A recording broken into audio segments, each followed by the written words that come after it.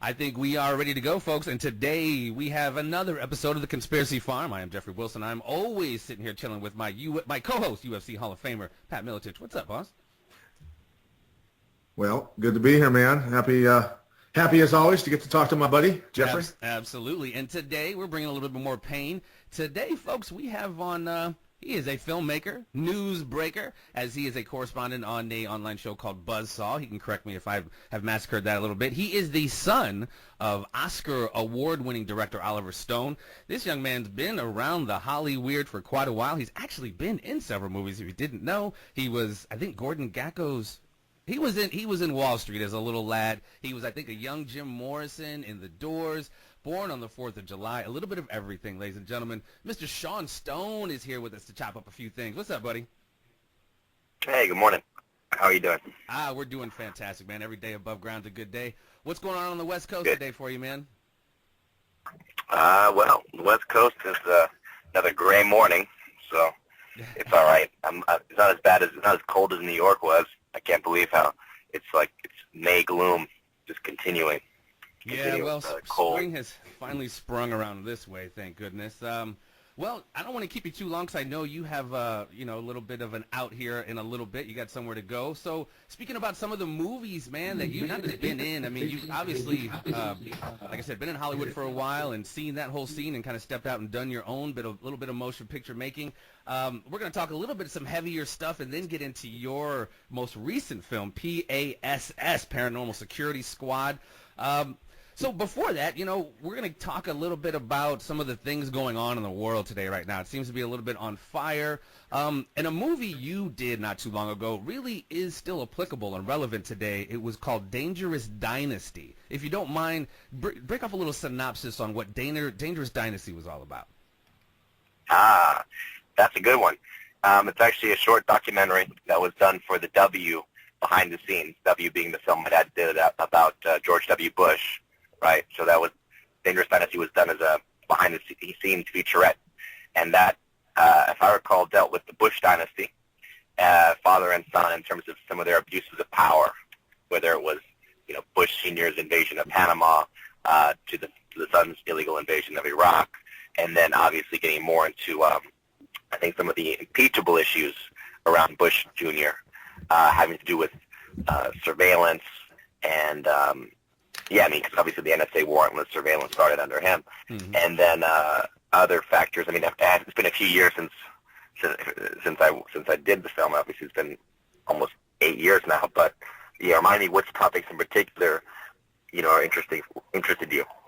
Well, honestly, the reason I say it kind of parallels today because you almost can't talk about the Bushes anymore, and this kind of it requires people to have to kind of go back and understand history. You can't really talk about the Bushes without really talking about the Clintons because they are quite, not literally, but are quite married as a power family throughout the last 30 years, dating back to, I'll just make it, a little bit more contemporary, the Iran-Contra stuff relating to Bill Clinton and the funnel of cocaine through Arkansas, and obviously the Bushes were very integral in that. Yes. Bush Sr. was probably the guy running the operation domestically when he was vice president, and Clinton certainly was, as governor of Arkansas, knew about the traffic of cocaine going through there, Barry Seal being one of the most prominent pilots that ultimately was divulged. Obviously their relationship may have begun at that time. It's very clear that they have a friendship that does carry beyond the presidency, and that obviously always begs questions of why this friendship between these two people who are supposed to be so different, and yet ultimately both CFR members. Right. Bush is Skull and Bones, but Clinton is Rhodes Scholar, so they're both basically Anglophiles, probably have very similar views of the New World Order agenda. Right, yeah. Two different sides of the same coin. Go ahead, Pat. Were you going to say something, Pat? No, I was just going to say it's, as we rewind. What's that? Oh, hello? No, I got you. You were scratching up a little bit there, though. Sorry. Go ahead and edit it. Anyway, Sean, as we rewind in the Clinton years and tying this into the Bush years, and then you hear a lot of people nowadays going completely off their rocker about the abuses of power, executive action, things like that with Barack Obama.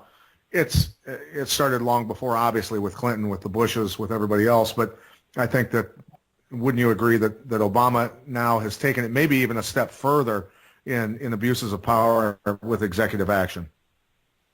Well, I did a video we aired on Alex Jones in 2012. Was it 2012? Yes, called Impeach Obama. And that was like, rather than re-elect him in 2012, you should impeach him in 2012. Because he had to be held accountable for the fact that, yes, I obviously would have advocated for impeaching Bush on certain actions as well. But with Obama, when he took it to the level of assassinating American citizens, yes, and the NDAA in 2012 saying we can illegally detain American citizens, on top of his illegal war in Libya, and then obviously continuing that war against Syria, it's like enough is enough. We have to stop this insane, these insane policies of the executive branch. And you have to, even if it's not about Obama personally, whether or not you like him or not, doesn't matter. You have to put a check on the executive branch and its powers. And the only way to do that is to impeach him. Well, even if it doesn't go through, you still need to at least make the action to get to reassert, American, the public sort of engagement. We impeached Nixon over much smaller. Yeah, Nixon was impeached over much smaller crimes. I mean, it was a break-in to a Democratic convention that really had nothing to do with the American public. There were certain things that he was doing that came out as far as the Houston plan, creating his own little group of plumbers and basically his own little intelligence branch just directly under him. That was an abuse of power. Other things that he did that were really small potatoes in comparison to what's going on now. Yeah. And yet he was impeached over this. Right. So obviously the mainstream establishment wanted to see Nixon go, and they don't want to see this executive taken down yet. That's why we haven't seen impeachment. And would you say that, I mean, with the media, the way they're the lapdog basically of our politicians nowadays, I mean, it looks like they're protecting the establishment GOP, Clinton, Hillary Clinton anyway. It's really scary to see how tightly knit the media is, being the guards of the gates for the politicians nowadays, that it's almost impossible anymore for citizens to even make a difference in any of this stuff. It feels that way. It certainly feels that way. And I really wonder, when it comes to like these elections and whatnot, because it's such a circus. And I just wonder why they engage with it at this point. There's nothing to engage with. You're better off engaging at the local level, at the congressional level. You see some of these third and fourth parties, and I'm like, we need to put those people, the independents, into office in Congress and the Senate. Yeah. That's the only way to really check the system, because it's got to come from that branch. It's not going to come from the executive. You're not going to win the executive as a third, fourth, fifth party. Forget it.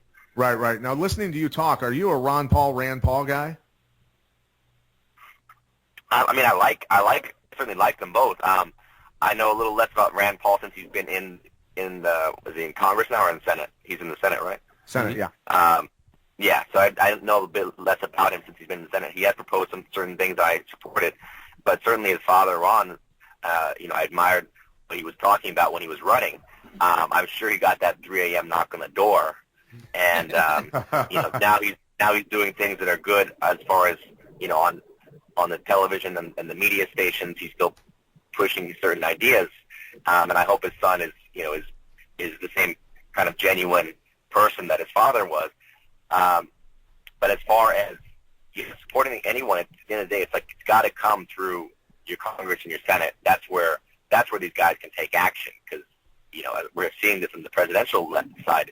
You have no voice when it comes to the presidency. It's completely controlled. I mean, you want to say Trump is really an anti-establishment figure? If he is, there will be a real problem if he gets elected, because the establishment will freak out.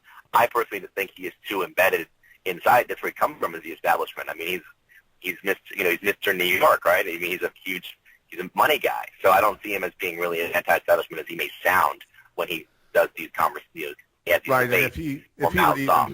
and if he were to even try and follow through with any of the stuff that he's threatening or saying that he's going to do, I mean, as an advisor, I'd tell him, look, dude, do not leave the White House, because you're going to get shot. No, I tell him, choose like Jesse Ventura as your vice president or someone like that, because that way no one's going to kill you. Yeah. No, but going back to the media,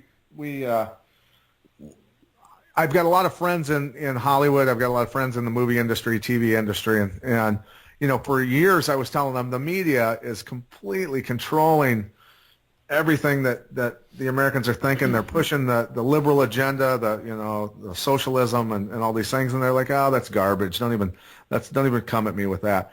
And now those are the exact same people that are freaking out when Bernie Sanders is winning the popular vote in a state and then losing the delegates to Hillary, and the media is not covering it in their minds fairly. And I go, look, dude, I told you, and now you're finally listening. But Sean, are you familiar with Operation Mockingbird?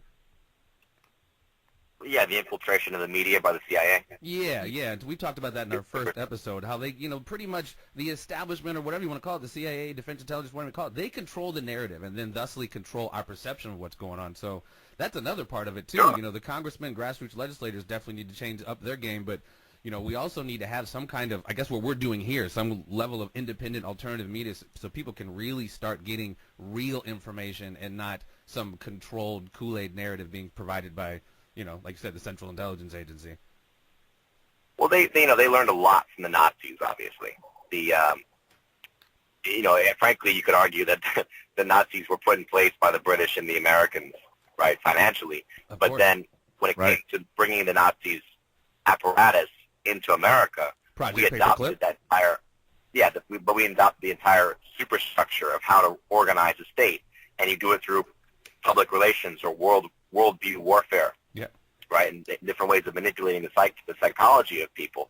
So, what we're seeing is basically like a sort of a warped socialist, fascist takeover from the top down, but it's done in a much more gradual, slower process because the Nazis screwed up because they did everything so fast, right? And they created so many wars that they ultimately, they couldn't sustain it. Maybe if they'd gone east and just fought the Russians, Britain might have let them off the hook and been happy. But ultimately, they overextended themselves militarily, and they basically forced their own downfall.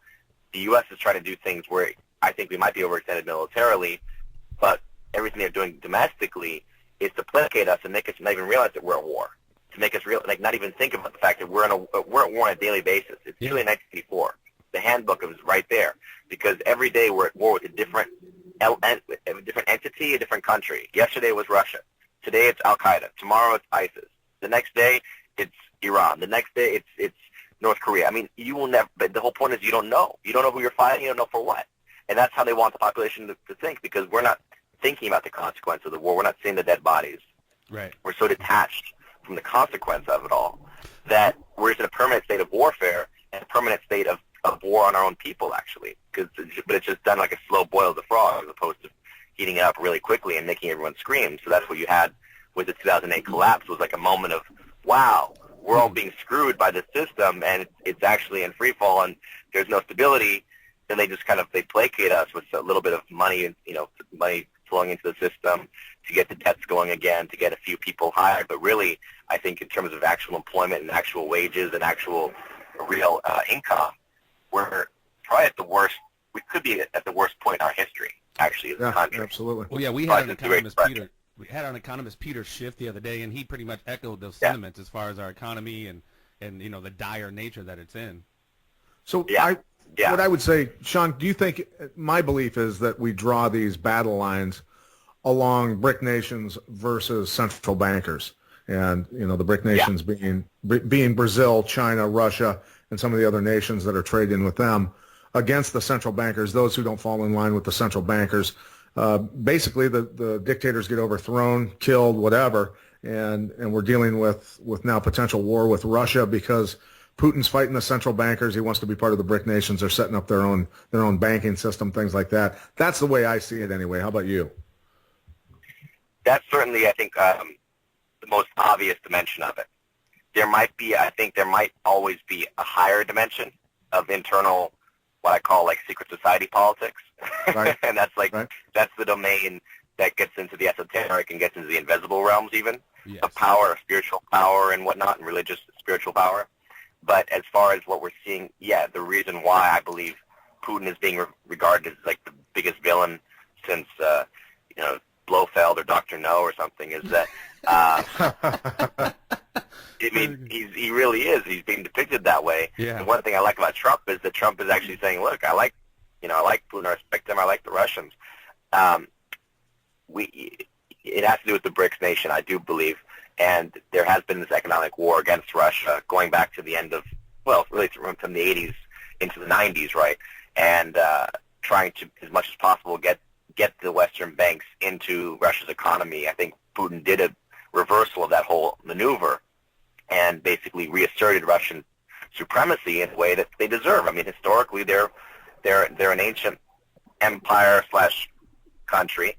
They have, certain, they want to protect their borders. They've never been a very overtly aggressive country, frankly. They've always been fighting wars on their borders to protect their own sovereignty. So I think that's really what Putin is just asserting. And he's saying, look, we're the biggest nation territorially in the world. We have one of the major economies in the world in land and resources and everything. We want to be respected as such. And our military, obviously, is probably only second to the U.S., but nuclear weapons-wise is probably just as good as America's. So why mess with the Russians? Like, why keep pissing them off? Why provoke them with our, incursions with NATO into Eastern Europe, into Ukraine, on their border in Syria? All you're doing is irritating the Russians. So it does seem to be having to do with this banking issue and the lack of Western banks' control of the Russian economy, through the IMF, through the World Bank, and whatnot. Well, then Russia definitely threw a curveball a couple of years ago when they started trading their oil. Them and the Chinese started trading their oil in the Chinese, I think it's called the yuan or something like that, which was a huge thing. You have two, basically the hugest superpowers along with the United States, now moving away from the U.S. petrodollar and trading their stuff in Chinese dollars. And then, of course, last week or a couple weeks ago, Chinese move of bringing so much gold into play in their economy. Like, that's a kind of a silent weapon for silent wars kind of thing. No shots fired, but definitely declaring war from an economic standpoint. Yeah, exactly. And when it comes to economic war, I'm definitely not as I'm not as educated in the nature of how finance really works. Sure. Obviously, there's sort of like the play version, which is, you get money, and then the money, depending on demand, the prices rise or fall, and then you can make money. But that's all nonsense. I mean, it's not really how things work. It all has to do with Federal Reserve systems controlling the money in the first place, private banks owning the Federal Reserve, or central banks, and then as much as possible, I think utilizing oftentimes media and conflict to actually move money around the board, in a sense, to move their money. It's like monopoly, And Sean, have you heard the intercepted phone call? I believe the Russians picked it up, where Victoria Nuland, who was Assistant Secretary of State at the time, was having a phone call with a guy from the Council of Foreign Relations, and they were deciding on after the bankers tried their takeover of the Ukraine, and the Victoria Nuland is caught on tape, and the only thing that the media played was her saying "fuck the EU," was in quotes.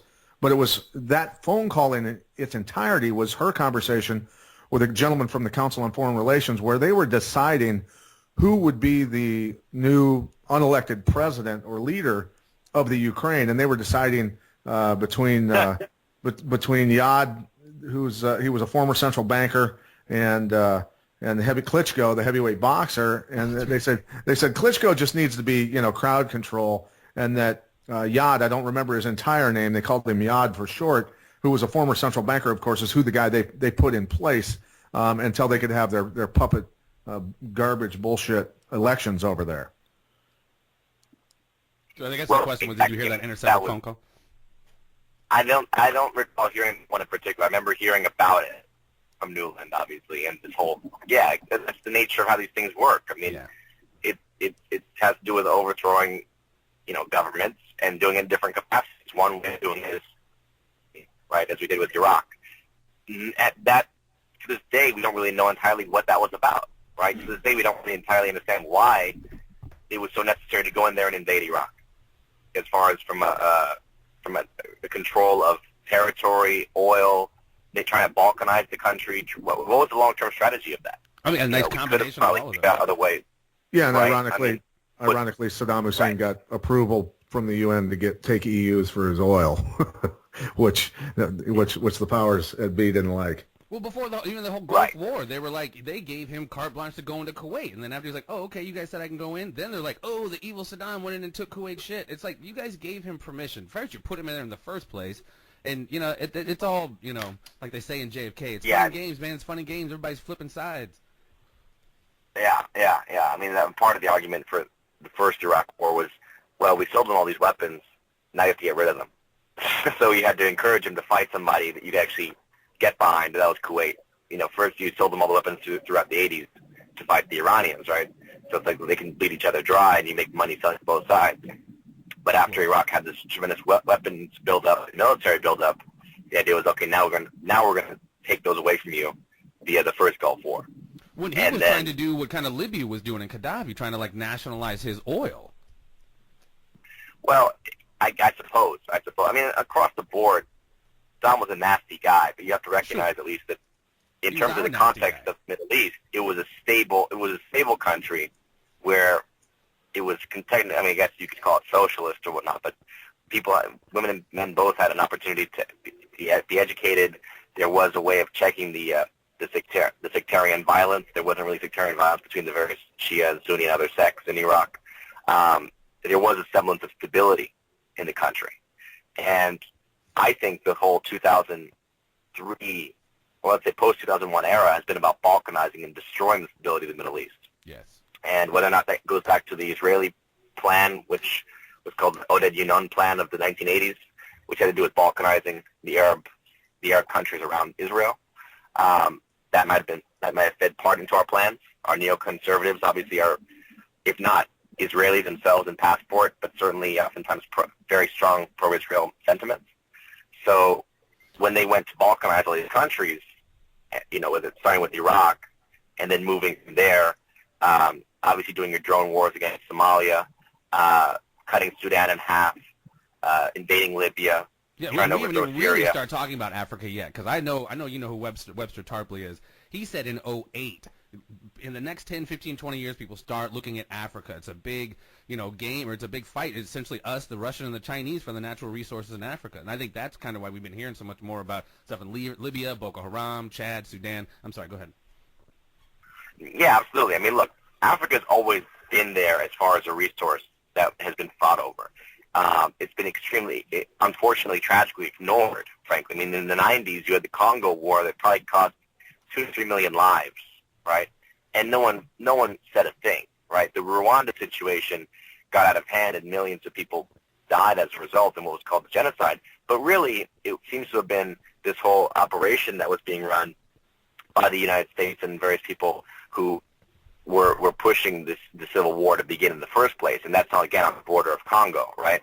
So the entire Congo War was called the World War of Africa. No one talked about it in the media. There was occasional articles in the LA Times, but that was it. So here, these massacres of millions of people going on in Africa, and everyone's silent. And all of a sudden, what you have to do is, okay, well, how do you say, the Middle East is a great gateway because it's a gateway to everything. You see, if you want to go after Russia, if you want to go to China, if you want to go to Europe, if you want to go to Africa, what's the center? The Middle East. So in order to start this whole war that we're in now, which is really like a World War III in a sense, you have to start with the Middle East and start with the conflict, with using this divide of clash of civilizations concept that was derived from Harvard people like Bernard Lewis and Brzezinski, Sam Huntington, really, Brzezinski as well, right? Yeah. And let's create this clash of civilizations, which is nonsense. I mean, you're talking about, first of all, countries. You're talking about civilizations that are not even necessarily allied. I mean, the Persians are Muslims, but they have nothing to do with the Arab world in a sense. Right. You know, the Arab version of Muslims. There's a Muslim from Lebanon or from Jordan is totally different, or Turkey is totally different from Muslim from North Africa. Absolutely. I mean, it's just like you're dealing with so many different types of people, and we had to mesh it all across the line just to say, okay, there's the Muslims against us. That's like the first basic breakdown. And from there, you know, you get into these endless wars now, where they try to constantly sell it as a clash, again, of different civilizations or cultures, but it's just not that. It's actually a political, economic war. Right. And I tell you, man, control. Well, you did, and I just saw this literally a week ago. A friend sent me an interview with a gentleman by the name of Peter Levenda, which I watched, and then I saw your interview with Peter Levenda. Ladies and gentlemen, I implore you and I sent it to you too, Pat, please watch this. The first one's like 2 hours. The one with Sean's about an hour and some change. Please watch this, because I'm a big uber nerd on JFK, and they go deep into it, but they go deep into it in a way, it gets into, like what Sean's saying, some esoteric stuff that I had no idea of. And as it relates to the Middle East, that like they were talking about, so very fascinating. This whole thing goes back to World War I. With the great Mufti, and I mean, this is such a huge rabbit hole that modern kids today don't even think about it, because 9/11 changed the whole script. The psychological impact of 9/11 made us just completely pissed and at war with Islam. And in that interview, Sean, the gentleman you spoke to, Peter Levenda, he said who came up with the notion of global jihad wasn't even Muslims. It was like a German person. Am I correct? Yeah. Well, again, jihad, yes, it's a technical word for war, right? For waging war. Or war for God. I mean, the funny thing is that everyone fights wars, right? I mean, that's the basic element of man is to fight. And whether or not you're fighting for your land, for money, for profit, you're fighting, for whatever it may be. We all fought wars. So this whole notion of jihad already, it's silly, because it forgets the fact that we're also fighting wars. What's our motivation? Is it for our country? That's a jihad for your country.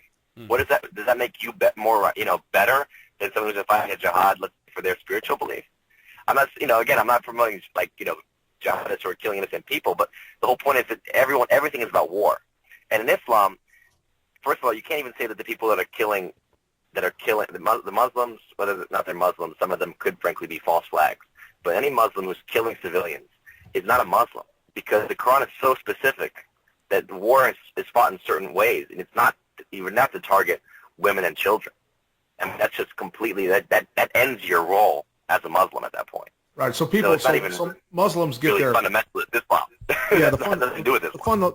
The fundamentalists pull it from a different book, if I'm not mistaken, and I think that they follow more. Well, I don't even call it fundamentalist. I would just say they're radical, but it's not even fundamentalist. I mean, the Wahhabis aren't fundamentalists. They're crazy, but I don't even know that the Wahhabism could be called Islam. Do you understand? Because they just take their own interpretation. So at that point, ISIS, Wahhabism, these guys aren't even fundamentalists. They're just radical. So there is a side of Islam that has been Masonicized, let's call it. That's been taken over by the secret societies, and that's the Brotherhood, the Muslim Brotherhood. That's a very important thing to look at. If you want to understand what's going on in the Middle East, you got to look at Robert Dreyfus's books. There's only a few people that have really touched into this, and it's about how the Muslim Brotherhood, which was really co-opted by the British, and also utilized as a bastion for fascism in the Middle East. And I think Webster Tarpley also talks about this.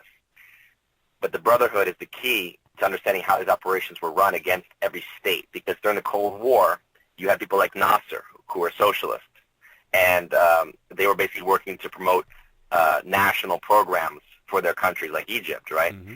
And these guys were being targeted by the Brotherhood, because the Brotherhood wanted to make it more of a so-called Islamic way of life. And it was just using the radical side of Islam to destroy and destabilize the societies that they were in. And this whole Brotherhood program, yes, this was to overthrow Nasser. I'm sorry, they killed Sadat. The Brotherhood. The Brotherhood is where Bin Laden's ideology comes from. The Brotherhood supported originally was very close to the Saudis. To this day, probably close to the Saudis. The Brotherhood obviously came into prominence recently in Egypt when they took over the country after the Mubarak's overthrow. Yes. You see, and the Brotherhood's intertwined in a lot of our departments in this administration, including Homeland Security. Correct. Mm-hmm. Right. And so the whole point is, but the Brotherhood, again, it's like that's Masonry. That's the secret society level. It's not, it's already indicated in the name, Muslim Brotherhood. Anyone who understands how secret societies work understands, okay, you're talking about a particular organization and it's transnational. It has nothing to do with, from being from the Muslim world or whatnot. It's something that was literally co-opted, and if not from its origination, by the inner circles within British intelligence. Because British intelligence and the British really run the global game. If you know how things operate, you have to look at this. This entire map of the Middle East was created by the British. Mm-hmm. That's where the banking system originates for the globe and everything else. Sure, exactly. I mean, the British Empire is key to a lot of what the New World Order is about, if not the entire New World Order being a British plot. So, of course, the British not being really British, aren't they really a German tribe? Saxe-Coburg-Gotha, isn't that their original name as opposed to being a British lineage? Well, look, there's very few actual, what is the term?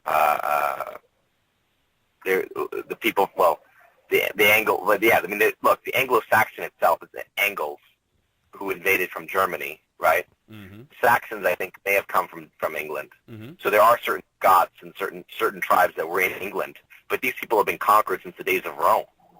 So if you think about how the Roman bloodlines mingled in England, going back to that time period, to the invasions of the French, the Norman invasions, and then the various invasions from the north, and from the northern countries as well, like Norway, Sweden, whatnot. So the entire nature, and obviously, yes, the queen herself being a German queen. So the entire nature of England is a melting pot of these various tribes. Mm-hmm. So who are the British? Aren't they just a hodgepodge of various dominating races coming together on this island? And then from there, they set off onto this world empire. But the entire nature of the world empire was esoteric, because John Dee, who's working with Queen Elizabeth, is doing magical spells and whatnot, so they can win the war against the Spanish in the first place. Mm-hmm. That was John Dee's whole thing. He was 007, right? He was doing the magical rituals and spells and conjurings, and he claimed, he basically, I don't know if he personally claimed it, but it was alleged that his spells were what created the sinking of the Spanish Armada by the storm, 1588. Right? So the whole thing was that it was, from the beginning, there was a lot of magic, and that's what Shakespeare's getting at in his plays, by the way. The Tempest is actually about John Dee, and other elements within Shakespeare's plays hint at the esoteric nature. I mean, even, obviously, Hamlet has the esoteric, but Macbeth in particular. Well, this is something that's often so overlooked, Sean. We don't have you for too much longer, because I definitely want to get into plug your movie before we wrap here. This is something that's so overlooked. People get so caught up in the surface level of this war on terror, war on drugs, just political agendas, foreign policy, when oftentimes, man, if you do your homework, there is such a huge esoteric element to all of this. I mean, not to get into Masons and all that, Templars and all that shit, but it's like, the layout of DC. There's so much to all of this. Geometry, mathematics, alchemy, like you talked about in your interview with Peter Levenda. It goes so deep, gang, and it's really incumbent on us to really fuck CNN, fuck MSN. You have to get deeper into this rabbit hole, otherwise you really become part of the problem and really just like a zombie in this whole. Jeff, and me being a Freemason, I mean, I'd tell you guys about it, but then I'd have to kill you. Yeah, that's what I was gonna say. Pat, you're a Mason. I don't think you're a part of any. Yeah, but I mean. But look, I mean, I'm a Mason too. I don't say the Masonic thing as though it's a bad thing. I'm not trying to say like, oh, Masons are bad. I'm not one of these guys that goes out there.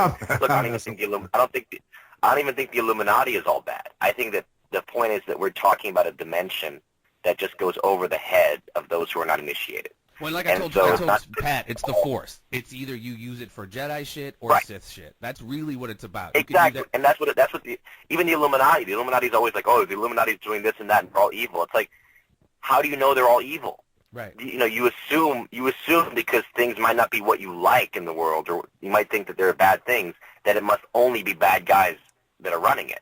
But there's a lot of good that you're not looking at. Right. Those in if we think about it, those in power, no matter what you want to label them, Illuminati or whatever, what does the world look like if the American dollar is not the world trade currency? And what if China does take over, or other nations? I mean, if Saudi Arabia or Iran were the most powerful country on earth, what would the world look like right now? Right.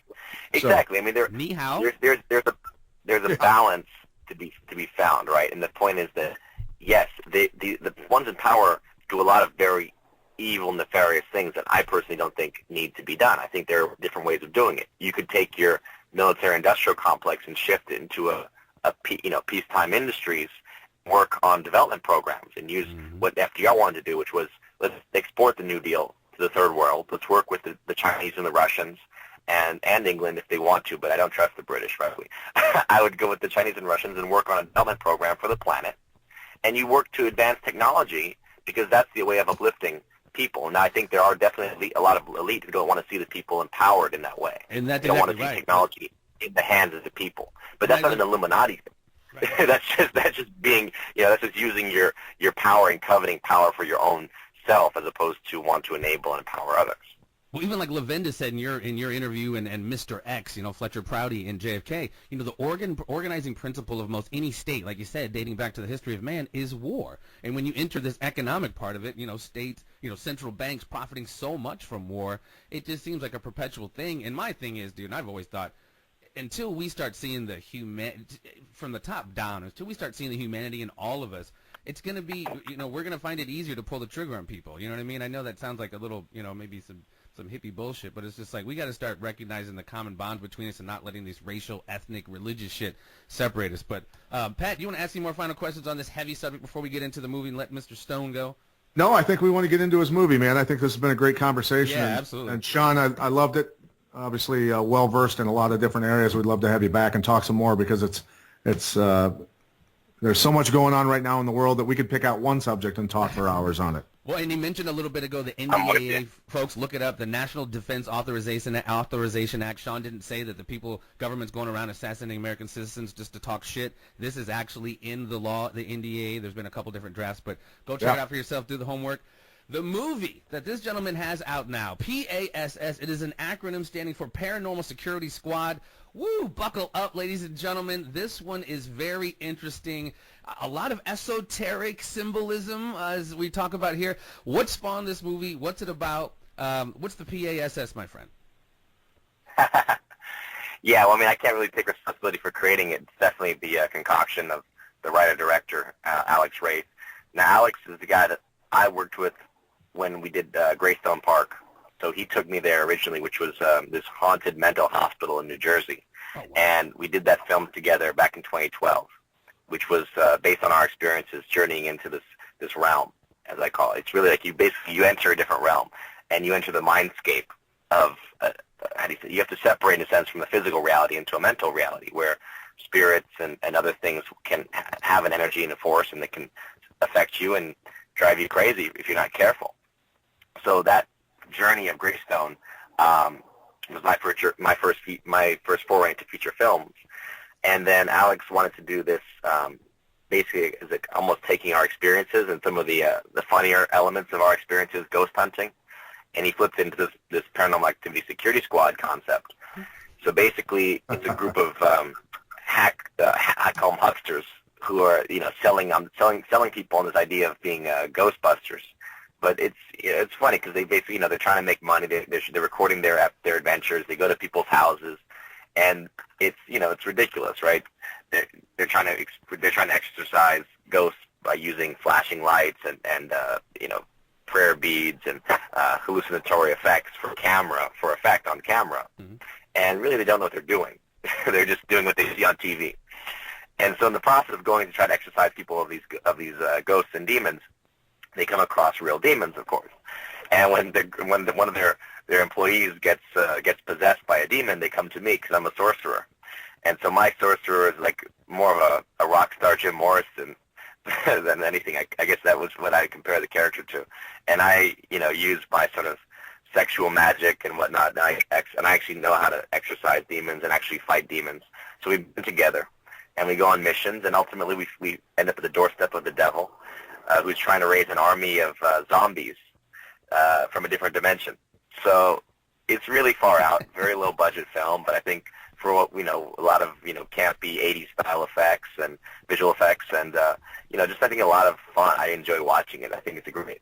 It's sort of it's one of those like acid. It's like an acid horror movie or something. Yeah, definitely. So, hearing you explain like it's in that kind of that spiritual world or like the other dimension, that definitely explains so much of the the camera movements, the visuals. I mean, it's definitely like a surreal, out of this world kind of look. So they're very interesting, folks. If you want to go check it out, go to www.paranormalactivitysecurity.squad.com. It's definitely worth a watch. Mr. Sean Stone, brother, I know you are on the move to a meeting or whatever you got going on out there. Man, I thank you so much, brother. This has definitely been a bucket list type of conversation. Like Pat said, love to get you back on, bro. You definitely are very well versed in the goings on of the world. Beyond huge fan of your pops, man. Tell him what's up from the old conspiracy farm. And Pat, anything else, brother? Yeah. No, I loved it. No, I mean, love to talk to you sometime when I'm out there in California if you want to come to some fights and hang out a little bit, and love to have you as a guest, buddy. That'd be awesome. Let's do it. Let's definitely talk again. It was a pleasure. Enjoyed it. All right, my man. This has been Sean Stone, Pat Militich, Jeffrey Wilson, The Conspiracies Farm. Sprinkling a little water on the conspiracies, folks. Stay tuned. We will have more. Thanks again, Sean. Thank you, guys. Take care, bud.